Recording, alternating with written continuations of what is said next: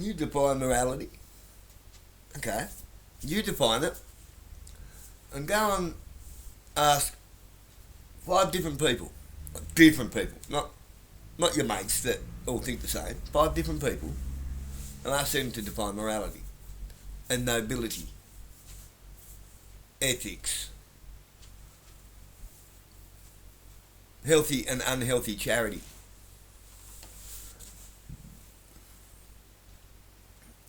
What's your perspective on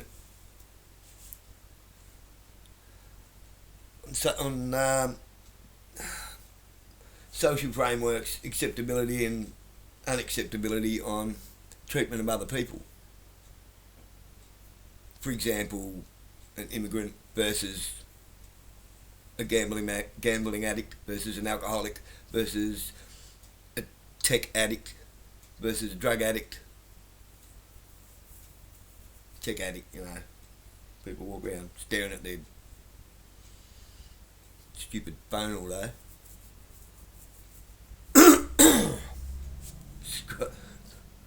I think that action itself is an addiction. Well, it is. Here's something for you. Do you know that a big part, the biggest part of addiction with cigarettes is the ritual? Same with marijuana. Chopping it up. The actual ritual of smoking the dope, or smoking a cigarette, rolling a cigarette. See, once people get to rolling their own smokes, they very rarely go back to tailor-made. It's a ritual thing.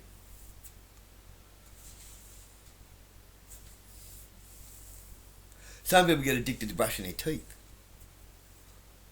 So much so that they brush the enamel off them.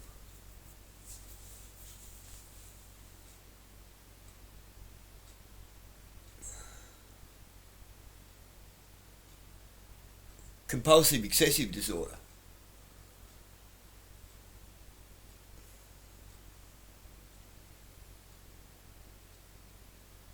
Compulsive excessive disorder is different to over-compulsive disorder.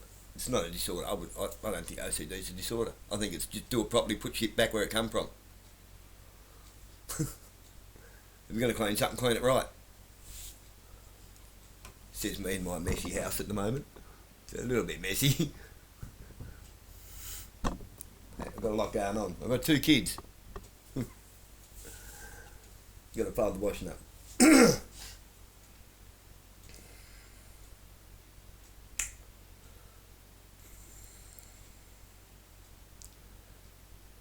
If you ask 5 or 10 different people, random people in the street,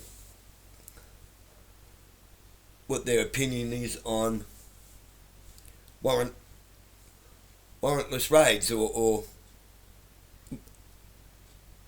lawful versus unlawful entry into your home by a police officer, you're going to get a different answer from each person. Because we're not grounded in anything of any value. We're not grounded in anything that's solid. We have built our house upon the sand, on the shifting sands, and it's moving all over the place.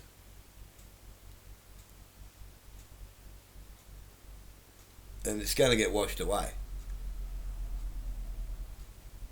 Rather than building a house on a good solid foundation, on a rock, that does not move, on a good solid rock based in morals, ethics, values, actual law, not legislation.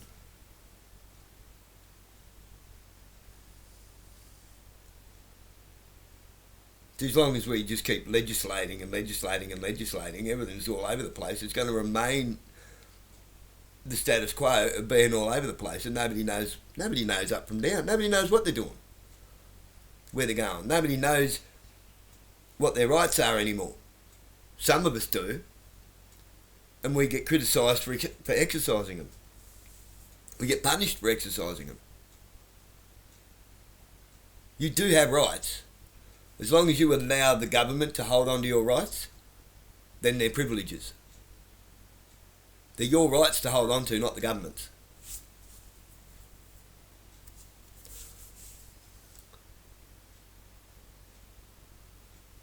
And those rights should be held on to with morals, ethics, traditional values, built upon a solid foundation, not on shifting sands.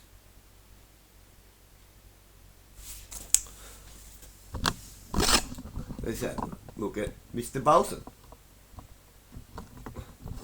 Shall we? Shall we dance, my lady? No, go away. You sit on my toes.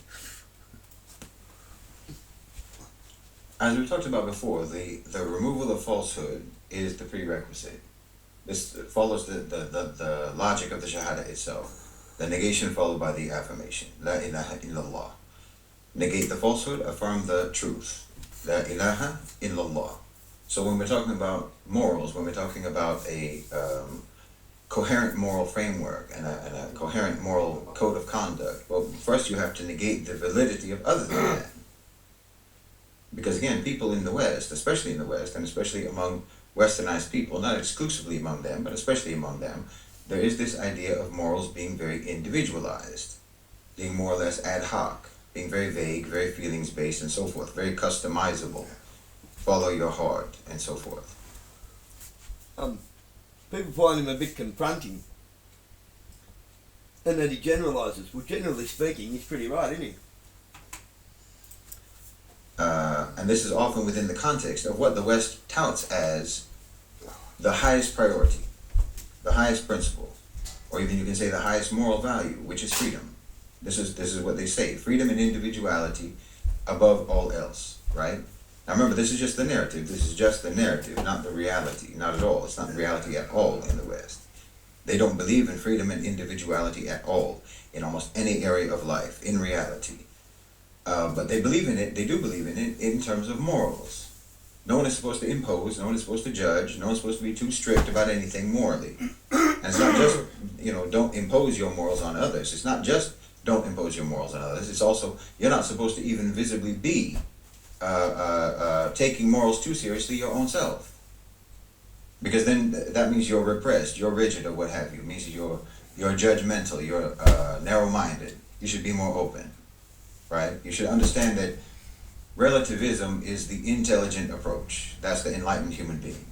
Morality is just a construct and what have you. Right? Nothing is absolutely right, nothing is absolutely wrong. This belief in the West, or this lack of belief in the West, is completely intertwined with their hyper-prioritization of freedom and individuality in their narrative. Because freedom is essential to happiness, right? Individuality is essential to happiness. Suppose. This is where the whole speak your truth garbage comes from. Your truth is truth. They're like as if there's multiple truths. No, only one truth. It's God's honest truth. Everything else is just cottage cheese. It's just a made up version of truth. It's fabricated.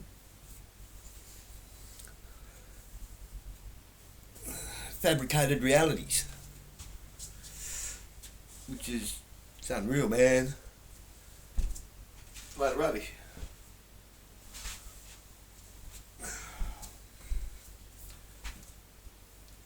Individuality. Let's talk about individuality.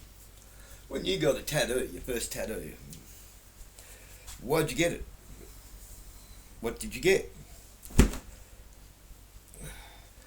You got your first stupid face piercing. My daughter has 4, 3 in her nose. Oh, yeah, 3 in her nose, 1 in her belly button. There he is. Yeah.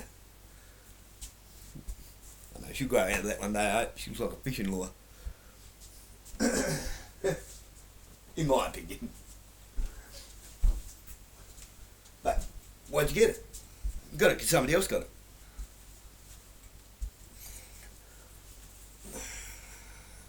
You wanted to be individually just like somebody else. An individual group. Did you hear that? An individual group. So now you're stuck in groupthink, and you're doing what the group does, and you're...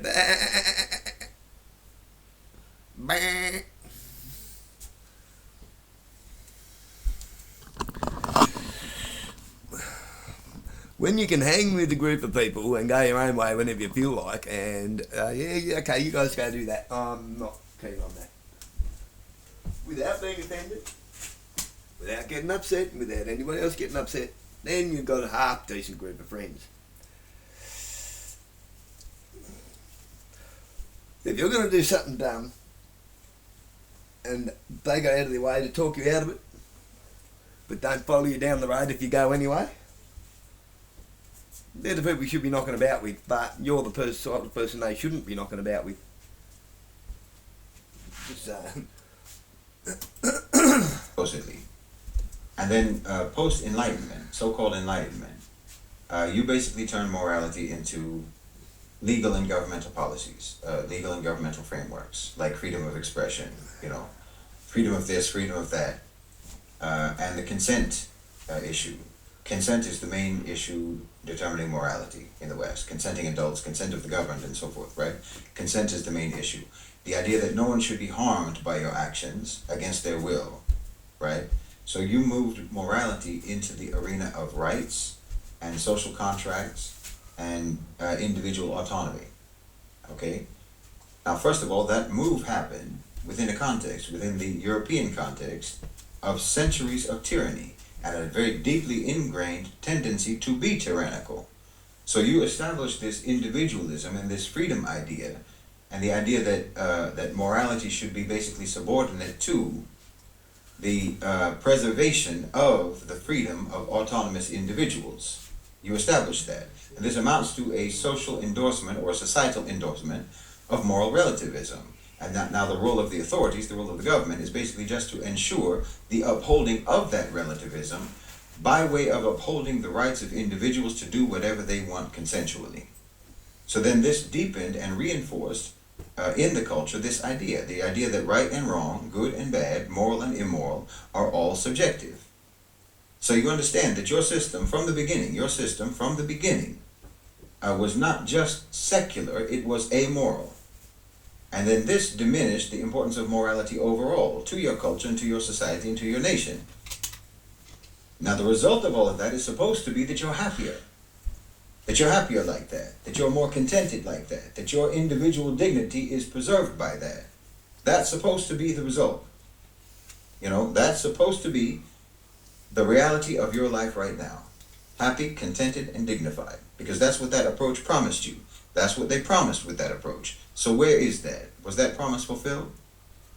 You commit suicide and self-harm more than anyone else, more than any other nation in the world. You're more depressed than anyone else as a society.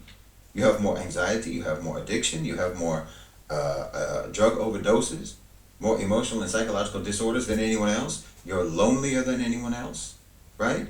Your families dissolve more than anyone else's families. It seems like you're barely coping under the burden of all this happiness and all this contentment and all this freedom. I don't have to tell you this. You don't need me to tell you this. You know this because you're living this. You're living the failed promise of that approach to morality. But then it almost becomes like the sunken cost fallacy, because you have believed in and you have been invested in for so long those Western frameworks. Those frameworks that said that nothing is more important than freedom, nothing is more important than individual autonomy, to each his own, no judgment, and so forth. You've been so invested in that, and you have been told all your lives that this is the most important thing, that this is right, and that this is, in fact, itself moral, the most moral thing. Now, you've spent so much time in this state of dissonance that now you resist turning away from it. You resist accepting the truth that no, there is objective morality. And that being misaligned or being out of alignment or being disconnected from objective morality or living contrary to it causes most, if not all, of the misery that you are suffering in your society, suffering in your home, and suffering in your own heart. You were raised to believe that following the rules means that you're being subjugated. You were raised in this revolutionary defiant mentality. So you think that if you're following any sort of rules, then it means that you're subjugated. It means that you're weak. It means that you're being controlled. It means that you're not free. It means that you're oppressed, you're repressed, you're suppressed. It means that you're not, living your best life or what have you. They used to say it means that you're a square. It means that you're beta, you're a simp or whatever. In principle, not just with regards to following a specific rule, but in principle, the idea that following rules itself means that you're weak, means that you're timid, means that you're scared of doing what you want. You're meek and submissive and so forth. And again, this impression comes out of the European experience where rules have never been imposed for your benefit. They've only ever been imposed to control you and to subordinate you and to oppress you. That's the only reason rules were ever imposed in Europe and in the West. And that's why you have this idea. That's why you have this idea that religion is just a tool of control. It's just an instrument of control. Because that's your experience. Because that's how you used your religion. But I think I've talked about that a few times before, so I don't need to go into all that now. The point is, your culture, Western culture, completely marginalized objective morality, exiled objective morality, and they sold you an imposter of morality, which was identical to amorality. Because that's what moral relativism is. Moral relativism is just a fancy way to say amoral. And they told you that this completely deceptive version of morality, they told you that that was the only moral thing that you must uphold at all costs. Never mind the fact that upholding this moral relativism, this amorality, has made you emotionally and psychologically ill. It's made you depressed, it's made you anxious, it's made you alcoholic, it's made you addicted, it's made you dependent on medications, it's made you lonely, and it's made you suicidal. Never mind all that. That's the state that you're in. That's the state that they put you in. And the truly sick irony is that this is, in fact, the most diabolical thing that you can do, both to freedom and to individuality. It's a profound violation of the sanctity of the individual that you always talk about.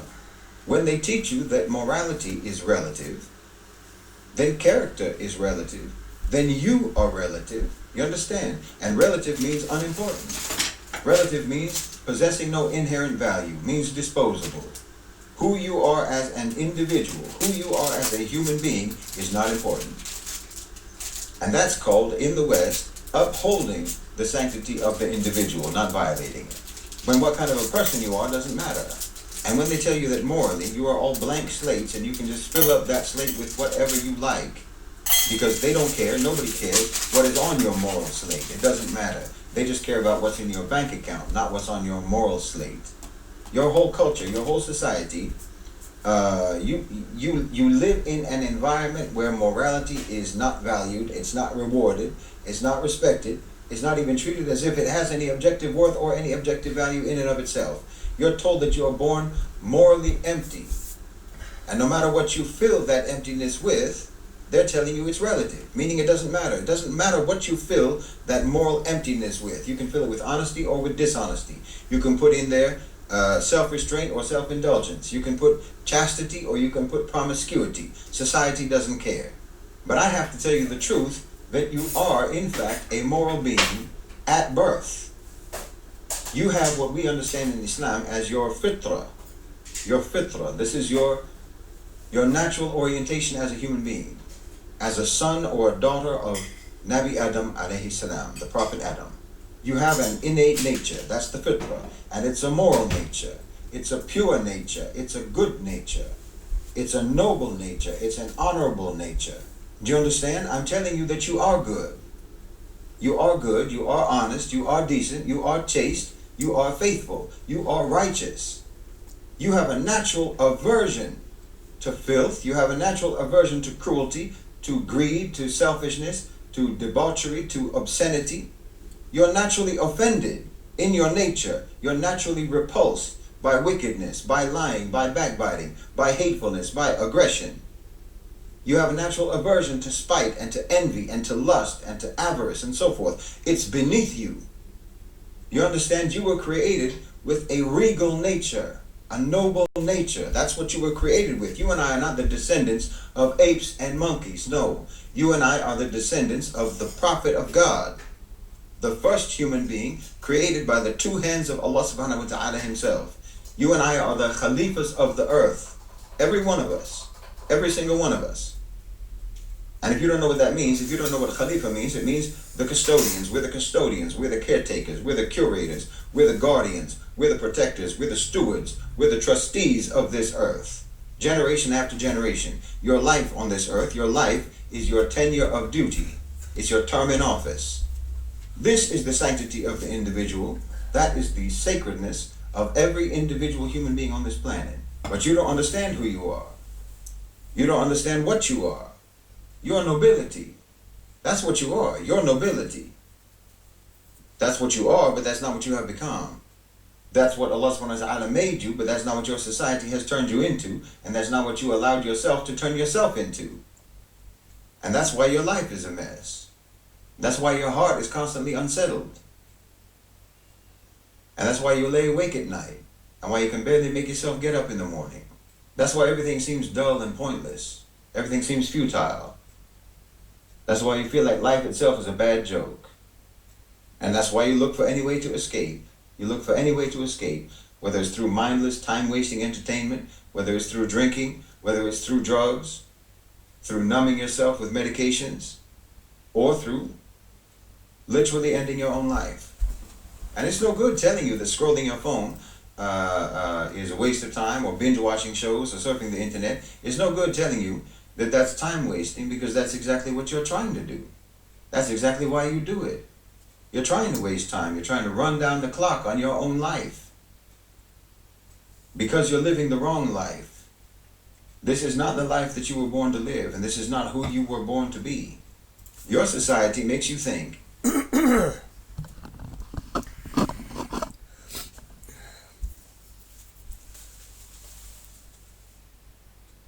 You go and ask any addict,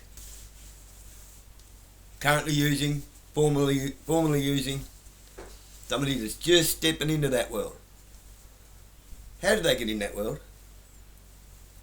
Why are they in that world? And why can't they get out of it? They were led into that world on the promise of it'll be something better by somebody who's damaged from a broken, twisted, screwed up society. Because that person who's damaged needs somebody else to be damaged with them. Because misery loves company.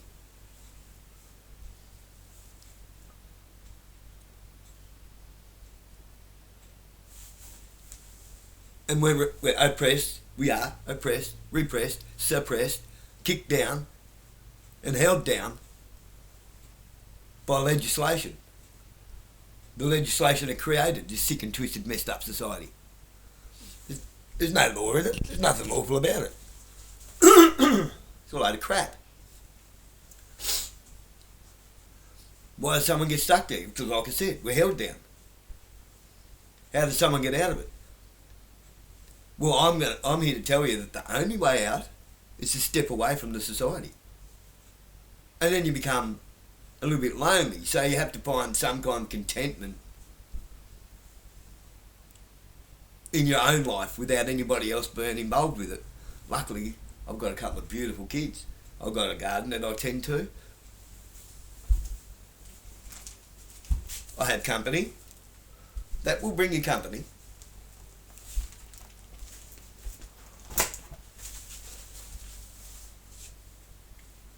And once you step out of that for a while, and you realise that, like, all this time I was treated as a criminal, and I actually thought I was bad and I was a criminal.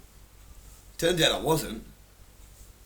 What's criminal is the people that treat you like the criminal and that keep you down there, the people that create the society, that creates the problem, that pay bureaucrats to invent legislation to keep the three class system.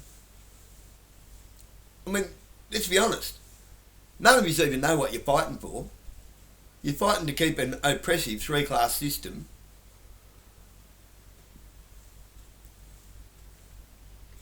Which the middle class is gone now. There is no middle class. It's just the haves and the have-nots. And the haves want to put the have-nots into even more meaningless, subjugated wastes of life where we're just going to be Autobots with automatrons. That's what we're going to be. Putting the last pieces in place of the worldwide Lego land. The Lego Technics land. It's all square, it's all ugly, it's all disgusting, it's all bland.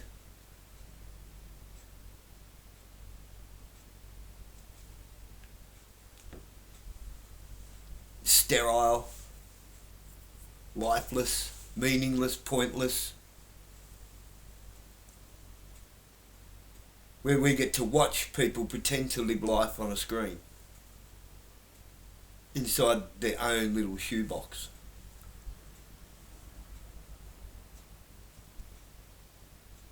With all their little throwaway gadgets, and you'll own nothing and pretend to be happy. Pretending to be virtuous.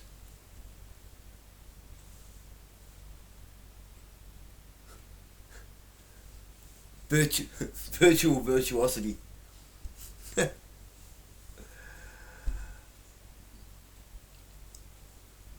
And he's right. This rubbish about we are born sinners, born with sin in our heart. No, we're not. What a load of crap. We have our innocence stolen from us.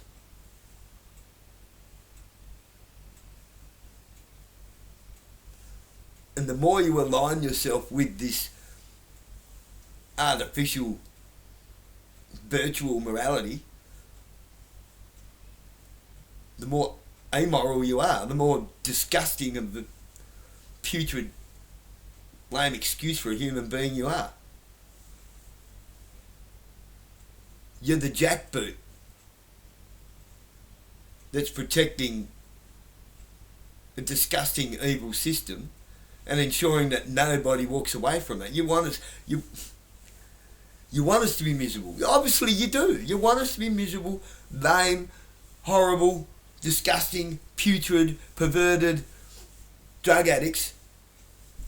Well, you must do, because you're not doing anything to actually solve the problem. You're actually just adding to the problem. You're just another reactive electrode in the bucket of shit.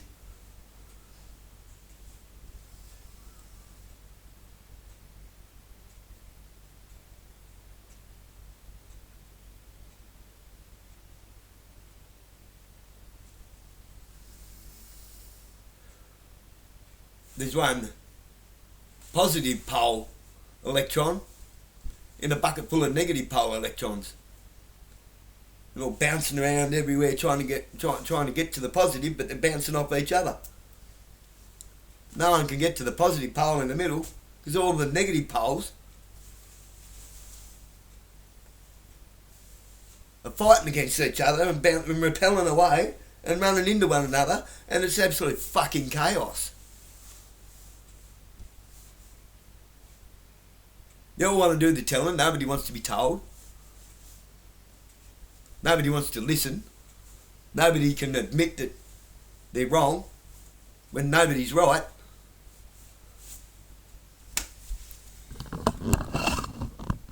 You idiots.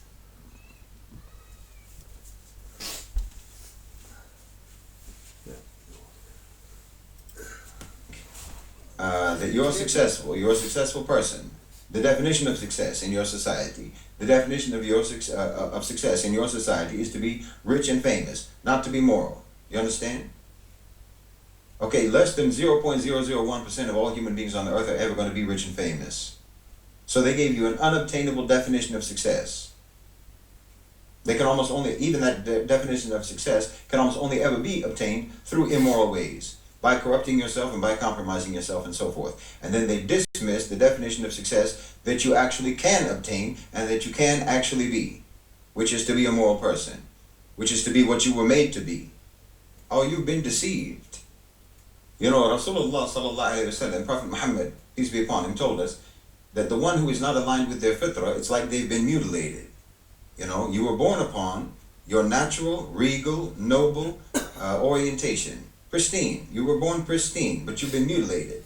So now all of your natural inclinations and your natural aversions have all gotten twisted up, right? It's like when you tangle your arms or your hands, you tangle your fingers all together, and then you try to point in this direction or that direction, or you try to move your index finger, and you end up moving your ring finger or your thumb or something like that. You point left when your brain is telling you to point right, because you're all mixed up in every which way.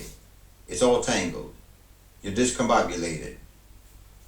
And it's not so much that your judgment is impaired. It's that you're so contorted, you're so mutilated and so malfunctioning. So you say yes to things that you should say no to because you're discombobulated, and you say no to things that you should say yes to.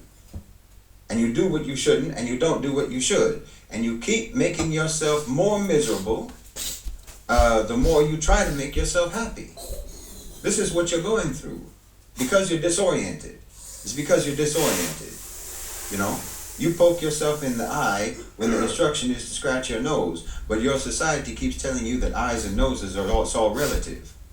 They keep telling you it's relative. They've got you. Yeah, Shahid, I'll throw you a bone on this one. We have legislated ourselves into having a moral compass that always points north no matter which direction we're facing. It's a broken compass.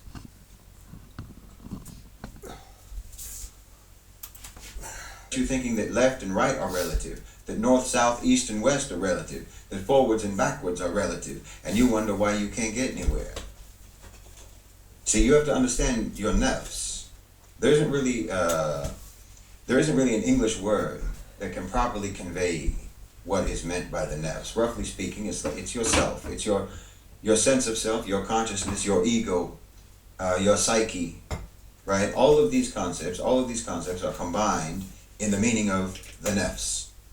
So when we talk about jihad and nafs, we're talking about the struggle to control your nafs, to control your self, to refine it and to align it with your fitrah. Yes, we've been dealing with what you call psychology or psychotherapy for a millennium before Freud, before Jung, or before any of those other people came along. And all they did was misunderstand the dynamics. They should have become Muslim. They should have just become Muslim. If they really wanted to understand, if they truly wanted to understand any of these things, they would have just become Muslim instead of just trying to figure it all out on their own. Okay? Your nafs operates on 3 registers. You have the commanding and coercive nafs, you have the self-reproaching nafs, and then you have the tranquil nafs.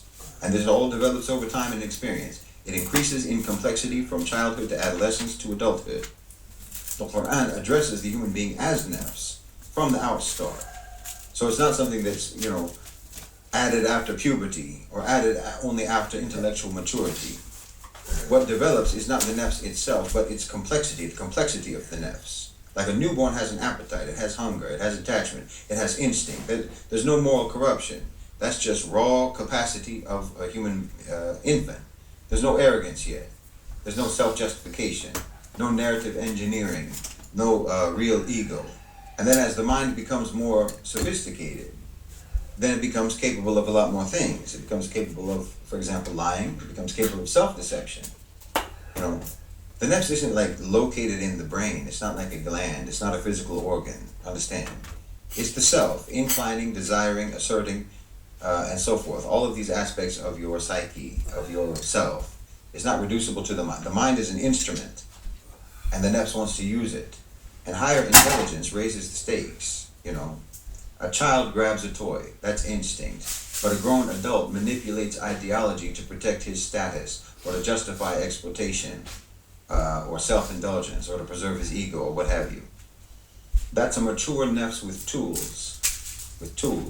But cognitive complexity doesn't automatically strengthen the worst characteristics of the nafs. It increases the potential range of what's possible. And it also increases your capacity for discipline. your capacity to align your nafs with your fitra. So the real issue isn't like brain development or something, it's training. The real issue is training. If you indulge repeatedly in your desires, then your nafs becomes more commanding and more coercive. If you ignore your own guilt and your own remorse for what you have done, then it becomes more dominating. But if you discipline it and you subordinate it to truth, you align it with your fitra, then it will become tranquil. See, you've been taught, like I said, you've been taught to treat all rules like they're inherently oppressive. Like all rules are inherently restrictive and anti-freedom and so forth. But there are rules for how to do things. You understand? A map is a rule book. A blueprint is a rule book. A recipe is a rule book. You know? Chemistry, computer programming, accounting, mathematics, what have you. How to go from A to B. This is not relative. This is not relative. Do you understand me? Architecture, it's not relative. Plumbing, electrical engineering, nutrition, muscle building. You name it. It's not relative. There are rules. There are rules for how to get things done, how to make things happen. You know, agriculture, horticulture, what have you, photosynthesis. You can't feed a plant motor oil instead of water. You can't grow a plant in the freezer. You can't plant wheat in a swamp. Now, relativism is not enlightened. It's chaos. It's counterproductive. It ensures that you will never get results. So if you manage your, if you try to manage your nafs with moral relativism, this is like approaching your body with nutritional relativism. Well, that's a disaster. And you see what I mean. You see what I mean about what you are, who you are by nature, what you were made to be by nature, the upright, moral, righteous, decent, dignified, regal person that you were made to be, that it is your right to be the custodian, the caretaker, the trustee of the earth. Well, moral relativism sabotages that, it undermines that, it cripples that, it subjugates that, and now you've been taken hostage. You've been taken hostage and you call it freedom. You're a hostage and you call yourself free, but you have no sovereignty over your own self. You're a hostage to your desires. You're a hostage to your urges, a hostage to your vanity, to your ego, to your greed, to your appetite, to your self-indulgence. You're controlled. You're dominated. You're oppressed. You're humiliated. You're degraded. And you treat yourself with no respect. You treat yourself with no honor, with no dignity, with no nobility. It's unnatural. And then you wonder why you're miserable? Because you left your nafs derelict instead of refining it, instead of training it, instead of disciplining it and molding it and controlling it. You have subjugated yourself as an individual in the name of individualism. You've deprived yourself of your rights in the name of upholding your rights. You have enslaved yourself in the name of freedom. So now, instead of being a regal, refined, responsible, sovereign Khalifa upon the earth, you're just a cluster of impulses to be manipulated. You're a puppet to your own desires, betraying your own potential and your own innate purpose. Well, this approach is never going to deliver you happiness. This approach is never going to deliver you contentment. It's never going to deliver you freedom, and it's never going to deliver you liberty. It won't even preserve your rights as an individual. It can and only ever has delivered you into captivity. Do you understand me? So yes, the first thing that you need to understand is that the whole framework and all the paradigms around morality and around moral behavior in the West, all of that is illegitimate and deceptive. They devalue you as a human being. They deprive you as a human being, and they degrade you as a human being. You've been taught the complete opposite of what's true regarding morality. You were taught that morality means, like I say, repressive rules that restrict you, that, stifle you or hold you back instead of hold you up. You were taught that adhering to a moral code makes you rigid, makes you narrow-minded, makes you impractical, or makes you docile, makes you afraid of experience, makes you afraid of progress, and so forth. It makes you, judgmental, makes you harsh, makes you closed, or whatever the case may be. They have so many ways. They have so many ways to stigmatize morality. It'll make your head spin. And it makes it very obvious, subhanAllah, it makes it very obvious that the last thing that they ever want you to be is a moral person. The closest the closest that they will ever come to approving morality is if that morality is completely vague and vapid, that's open to all sorts of interpretations. only a morality that blurs lines but doesn't have any red lines.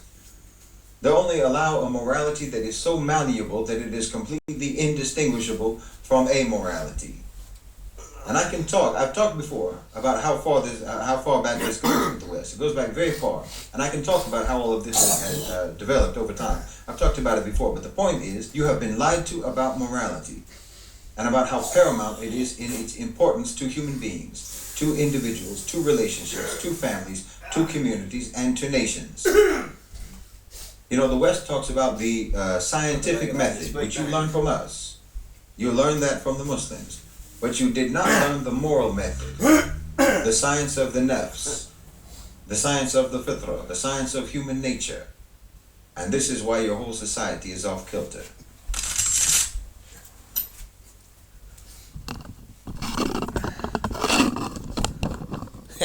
Exactly. Which is why they give kids guns and badges. 30-year-old kids, 40-year-old kids, 50-year-old kids run around with guns and badges.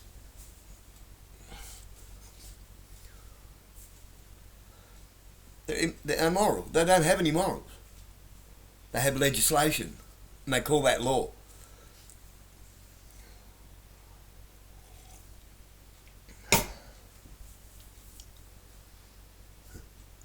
And Muslims are the problem? Fuck off. We're our own worst enemy. We are our own worst enemy, and we call that... We're so convoluted and backwards in our thinking that we think that we're a Judeo-Christian society. Okay, Judaism hates Christianity. Judaism hates Jesus Christ.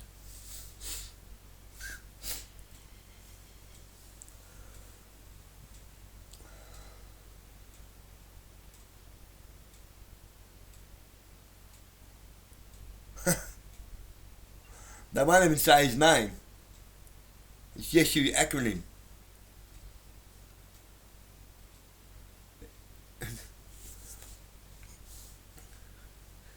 Yeshu acronym means that they'll call him anything but. They'll call him Jiminy Cricket. Ha!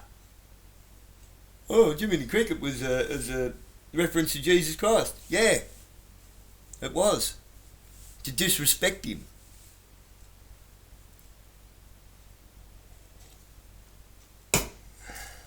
To make a wooden boy believe that his morals came from within. Not from Jesus Christ. It came from a cricket. Yeah, that's how long this shit's been going on.